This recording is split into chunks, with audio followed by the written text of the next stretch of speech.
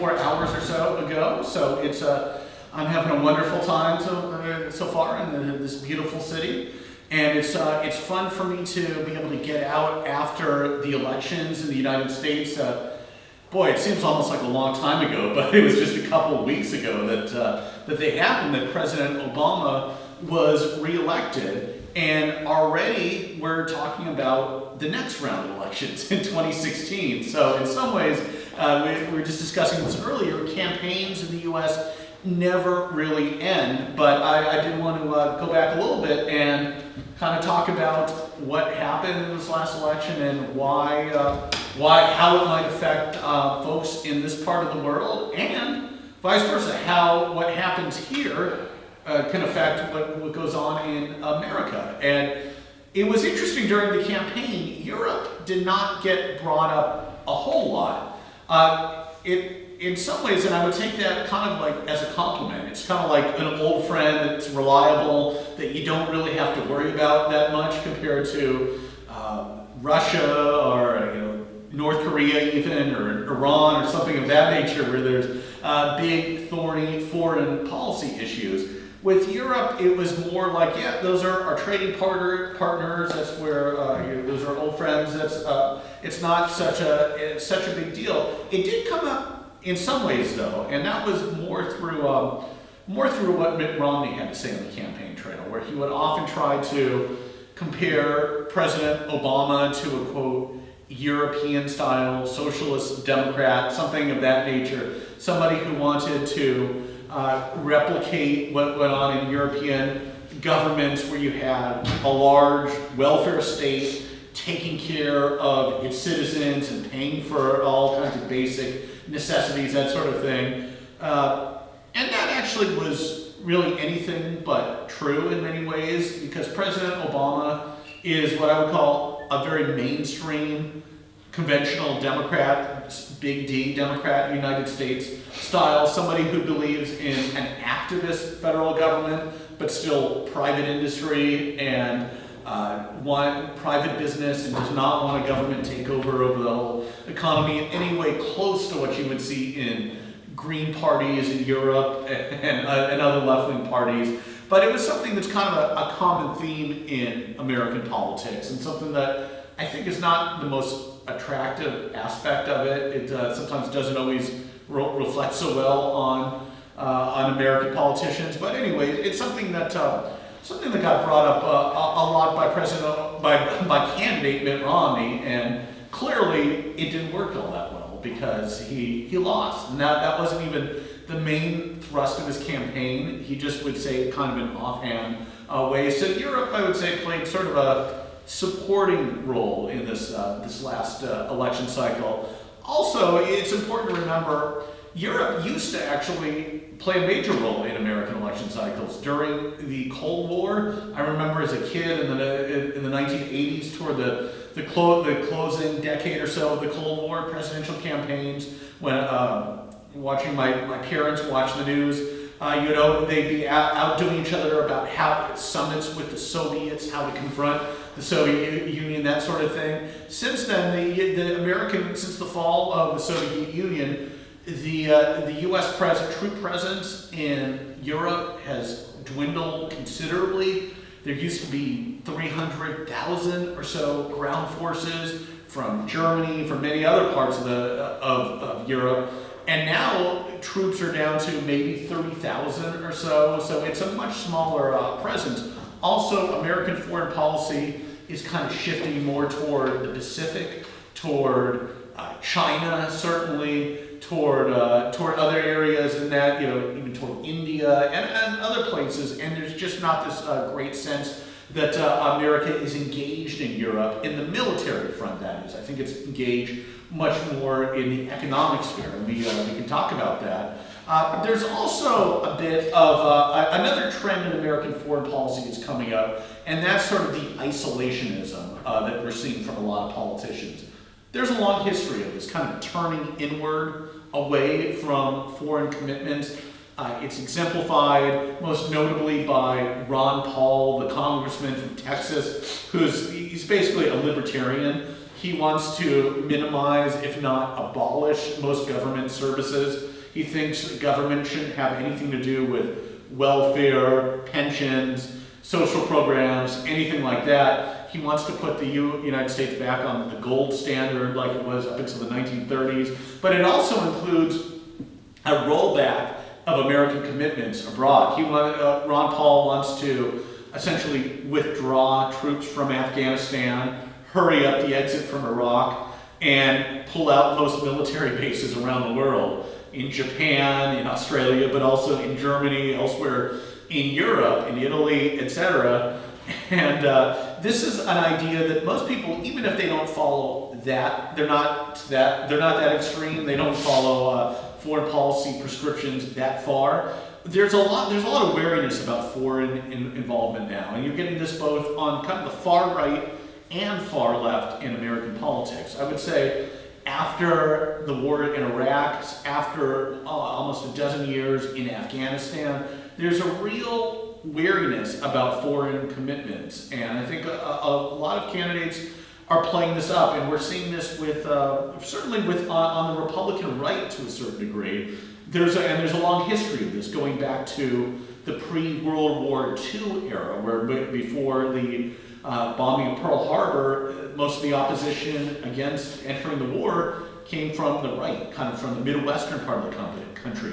Now we're seeing some of that among Republicans, but also Democrats who were never that eager about the involvement in Afghanistan and some other places. And they're kind of getting folks on both extremes making common cause and really trying to rein in, I would say, American power, American involvement in some parts of the world, and that extends, for better or worse, to Europe in some ways, and trying to limit any kind of more overseas commitment. So that's also playing into it. I think that's also another way that that Europe kind of came up during the campaign cycle. Romney, as I said, had really tried to make Europe a political punching bag in some ways to, again, tie President Obama to some discredited big government ideas. And again, this didn't work very well for Mitt Romney. Obviously, he lost the race. I also think it was also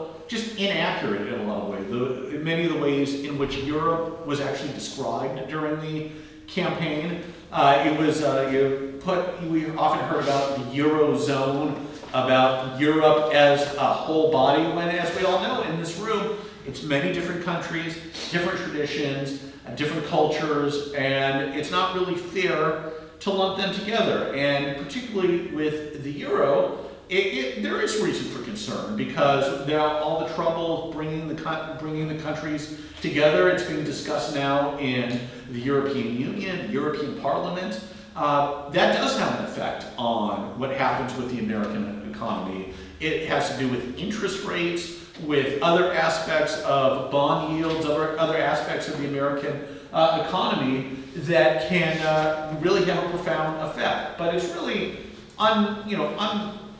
unfair, unwise, and inaccurate for candidates like Romney and others to sort of put together all the European countries. As we know, in Greece, per se, there are real problems with the economy. You have a shrinking tax base. You have too few people paying not paying enough taxes, basically not bringing enough money to fund the government. There's lots of corruption. Whereas in a place like Germany, you have more of an activist government than the U.S. You have stronger labor unions, pretty strong public transportation system, kind of a retirement system, collective bargaining for unions. But the economy runs pretty well and pretty efficiently. So there's a big difference between the effectiveness, how these economies are running, how they're doing, and I think it's really easy for many American politicians to just kind of lump them all together and use Europe as a criticism. And that's mostly among conservatives. Interestingly, among those on the left end of the political spectrum in the U.S., there's not a great defense of Europe. You don't hear many politicians, even those like Nancy Pelosi, the former House Speaker, or others who are more, might say liberal, say, yeah, we should go be more like Sweden, or we should turn into Denmark and have more an activist government like that. It wouldn't go over very well politically, but you sort of see it brought out and manifested in other ways, in that we've actually, in the US, heard some concern about Europe from the left end of the spectrum, but for different reasons. What you get is many folks who are concerned now about the austerity measures that are being imposed in Greece, Ireland, Spain, and some other places, because the thinking is if you go down that road, it undermines all the other social programs that American Democrats do like. Social Security, which is kind of the old age pension system, Medicare, which provides health care for those over age 65. And the idea, the thinking is, if we see, basically, if it works in Europe, they're going to want to do it here in the United States as well. And also, some folks on the left are concerned about that. I think it remains to be seen how effective that's going to be in Europe. Austerity programs, just cutting spending. I'll leave it to other experts to say, but let's just say it's an open proposition right now. We're not really quite sure how that's going to work. But it's interesting. You get criticism from Europe from both sides of the political spectrum. At the same time, you also get considerable criticism of American politics from this part of the world sometimes. I heard much disappointment expressed about President Obama being unable to conclude a treaty about climate change and the Kyoto Protocol, some environmental regulations that would satisfy many folks in European quarters. There's also, I hear disappointment expressed that President Obama was not able to fulfill his campaign pledge and close the Guantanamo Bay prison facility in Cuba. This is something that's had human rights activists upset, really since right after 9/11, about how terror suspects were being treated, where they were being housed, and sort of the manner in which they were rounded up and held in detention. But I would say on both of those issues, President Obama has gone probably about as far as any U.S. president reasonably can. To try and impose a climate change treaty would be deeply unpopular in many parts of the country, including from a lot of people who would otherwise support the president. In places like Ohio, Michigan, other parts of the Midwest, trying to limit when you try to make efforts to limit how much factories can pollute, how much carbon you can put in the air, you're talking about people's jobs, and factories would have to shut down. The economy is not really built for that sort of thing, of just converting it overnight. And so it would be almost impossible or very difficult for an American president to come out and make a move like that. At the same time, say on Guantanamo Bay, yes, the president did make a promise when he was then candidate Obama to close that prison facility. And I would say this is actually the one promise campaign pledge that that President Obama has not really followed through on. Most everything else he said he was going to do, health care, economic stimulus program, some other matters, ending the ban on gays in the military, that sort of thing, he's followed through on. You might agree with those ideas, you might not, but you can't accuse the president of being inconsistent and not following through on what he said he was going to do. In some cases, he's actually gone further by recognizing the right to same-sex marriage. That's something that he actually never promised on the campaign trail, and kind of, you might say, evolved on while he was president and shifted his views. But on something like closing the facility at Guantanamo Bay, he didn't really have any choices on that, because one option would be try these captives in civilian court in the U.S., and then what if they're not convicted? What if the rules of evidence don't work? What if for whatever reason you can't get a conviction? You would have to turn these people free, and there's no way any president is going to do that and then have it on their hand, if there's another terrorist attack, have that on their hands. So you could make the case that Obama never should have pledged that in the first place. That's a fair point, but it's not too surprising that he has not followed through, because he hasn't really gone. He's gone about as far as any president reasonably could. And this is an area in which I think Europeans could probably maybe understand the American politics a little bit better. I think both sides could do a little bit more listening and a little less dictating to each other. Just like Americans could probably, American candidates would be best off not bashing Europe and comparing it negatively to other things and basically criticizing it in that way. Because I think it's quite ignorant often. I think many leaders in Europe would be wise to dial back and reconsider some of the criticism of American politics. As after all, they're different systems. You have America is a much more heterogeneous country than many parts of Europe. You have a country of 310 million people, all kinds of ethnicities, backgrounds, immigrant groups, different political traditions, and there's certainly growing numbers of immigrants in Europe, but it's still not quite to the same level, and you just have different traditions. America is a more of a two-party system as well, where we basically have Republicans and Democrats, and the parties both cover a lot of different people, different groups. Maybe some people are Republicans because they believe in lower taxes and the government not confiscating people's earned money. Other people are Republicans because they don't like labor unions and they want to fight that. Some people are Democrats because they are for labor unions. Others because they might believe in the right to gay marriage. Whatever reason, you have people who actually disagree with each other in some ways, and many times in the same parties.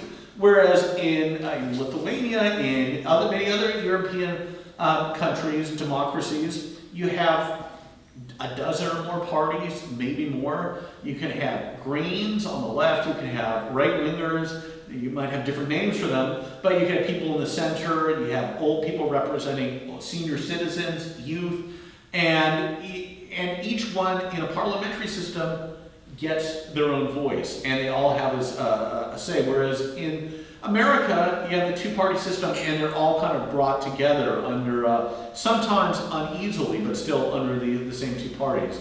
So I think both sides could do a lot more listening to each other, and maybe a little less talking and dictating at each other. So with that, I'd love to open up to your thoughts and questions, and open up the discussion.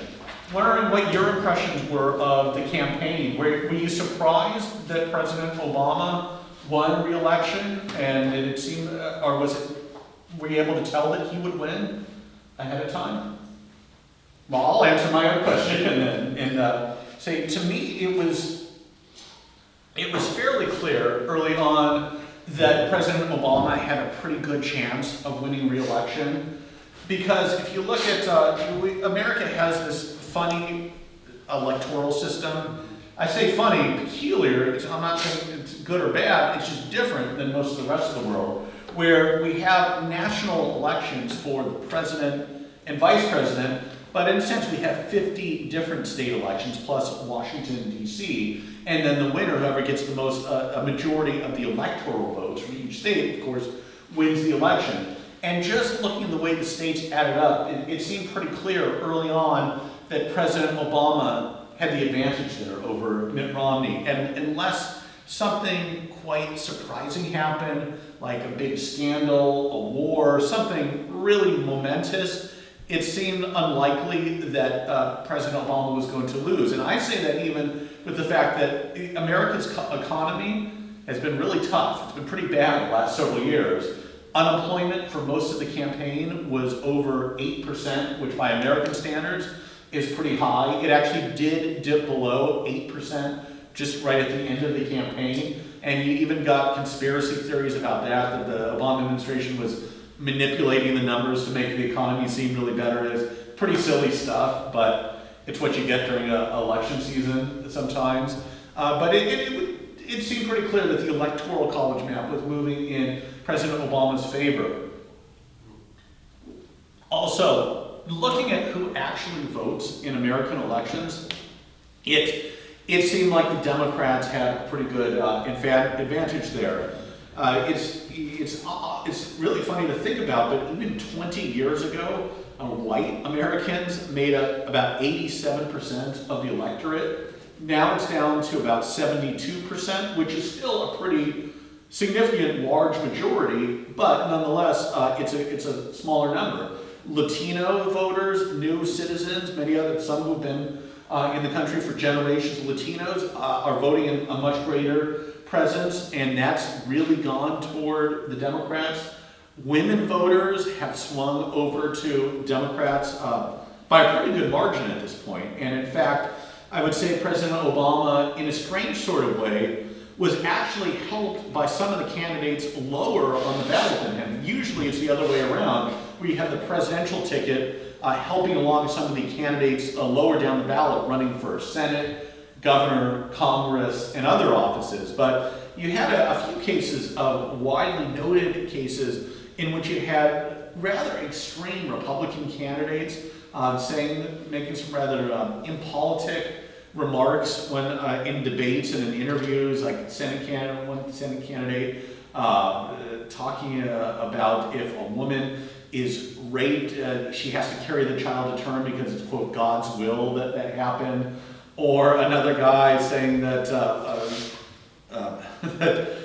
a pregnancy by rape would not lead to an abortion, and just basic ignorance about human biology, let alone policy. I'll leave it to, I'm not dictating anybody's views on these tough issues, but it really just turned off a lot of voters, and I think really hurt the Republican brand. It really hurt, got people turned off to voting Republican. Not to mention, Mitt Romney was just a weak candidate. He was terrific at making money. He made tens of millions, hundreds of millions of dollars during his career running a private equity firm and going and turning around companies and getting money out of them. But he was not a natural politician. He didn't look particularly comfortable going and speaking to people, which is kind of ironic because I don't think President Obama is really a natural politician. He's pretty good at it when he turns on, but I don't think he really enjoys going out and meeting strangers and backslapping and making small talk the way that Bill Clinton did and other folks. So a more compelling candidate might have had a better shot. It's important to remember also during the primaries, Mitt Romney was running against a pretty weak field of candidates. It was like Michelle Bachmann. She's an outspoken congresswoman from Minnesota who said a lot of crazy things. And Rick Perry, the governor of Texas, who's talked about his state seceding and leaving the United States at one time and had some bad memory issues and debates, and a bunch of other really weak candidates. And so Mitt Romney kind of emerged because he was, by default, he was about the only one left standing who had not made a big mistake.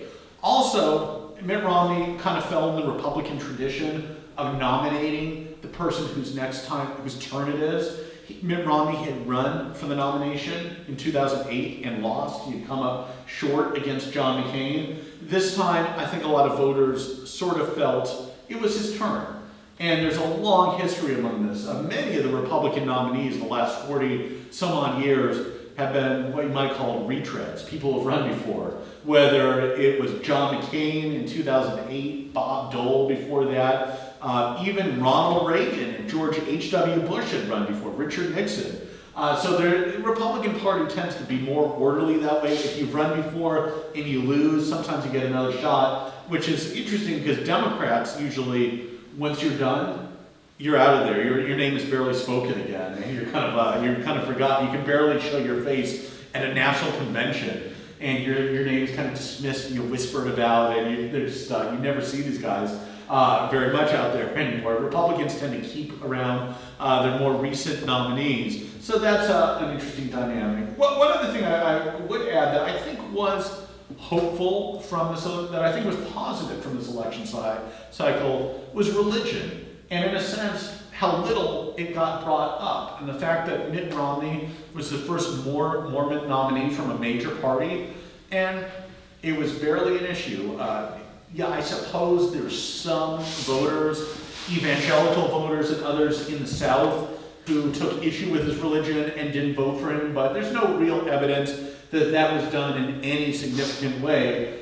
In fact, I think most of the sort of anti-Mormon sentiment came more from the left, the sort of secular left in America, rather than the conservative right. But to be the fact that Mitt Romney, his religion was barely ever raised, I think that's great, because it means now the candidates can be voted on. People can make their choice. People are making their choices on the issues, with hopefully at least other issues, the other matters, the other factors. The fact that both candidates for vice president were Catholic was interesting. I think that was the first time in history. Paul Ryan and Joe Biden, the sitting vice president, and again, that barely got brought up as much at all. So, and there was a time when, half a century ago, when John F. Kennedy ran, when that was a huge issue, and now it's barely at all remarked upon. So, I think there was some progress in that area. At the congressional level, there are all kinds of firsts, religious-wise. There's the first Hindu heading into the House of Representatives, the first Buddhist senator. There's still two Muslim members of Congress. They were in there before. The number of American Jews serving in Congress, Jewish Americans, is still, about the same, although it's fallen a little bit. But you're getting a much more diverse set of people going into politics. Also in the House of Representatives, for the first time among House Democrats, the majority of members will not be white guys. They won't be white males. They'll be women, minorities, others. And that's like almost unimaginable even 20 years ago when Congress was overwhelmingly white and male. And now in the U.S. Senate, I think there's 20 women, there'll be 20 women senators. So I think that's something to me that is notable coming out from this election cycle, is we're getting a more diverse set of people representing us. Now, there's still a long way to go. Women are 51% of the population or so. 20%, it's not bad. The proportion in the House of Representatives is something similar to that. So there's still a lot of progress to be made, but these things take time. One other thing I might add about where the Republicans are now, because there's a lot of talk that Obama won this election big, he swept to victory, Republicans were soundly defeated, and overall that's true. Republicans had a pretty bad night on November 6th. They came up pretty poorly, but they're not dead yet, far from it. Republicans, after January, will still control 30 of the 50 governorships. That's in states, 60%, that's not bad. They'll still have control of the House of Representatives by a smaller margin than they did, but still a majority there. So that's kind of a backstop against any push by Democrats. Democrats can't just push through whatever they want with Obama and Democratic lawmakers. They have to work with Republicans to try and have compromise there. And also the party, the pendulum swings back and forth. Sometimes Republicans are up, sometimes Democrats are. After 1964, when Barry Goldwater and the Republicans were crushed, 8 years later, George McGovern on the Democratic ticket lost 49 states. In both cases, you heard talk, the party is dead, it's a one-party country. It's nothing of the sort. Mitt Romney still got 47%. He lost, that wasn't enough, but any major Republican nominee is still going to get 47 to 48% of the vote. Any major Democratic nominee, assuming they don't make any big mistakes, are still going to get 47 to 48% of the vote. So it leaves a relatively small group of undecided voters in the middle, and that's who the candidates really go after in some ways. And so it means Republicans did very poorly among Latino voters, which are a growing community in many places, many parts of the United States, voting in higher numbers. And interestingly, it's not just in the places that many would expect. In California, Texas, Florida, places that have traditionally had large Latino populations. They're in Iowa, North Carolina, Georgia, elsewhere where you get a lot of migrant workers, many of them becoming citizens. And to the point now that you have candidates in places like that, traditionally rather, shall we say, white places, running television ads in Spanish to appeal to local voters. So the electorate is changing. African American, Black Americans still vote for Democrats, 95% or so, with President Obama is probably even higher. Jewish Americans tend to vote Democratic pretty strongly. So Republicans have some real challenges on their hands if they want to win national elections. And that will be the interesting thing to me to see how they watch, whether they get more moderate, whether they run more toward the middle and say, you know, being hard right against illegal immigration, that's not really going to work, or whether they say, they double down and say, you know, we're a conservative party and we're going to stick with our viewpoints.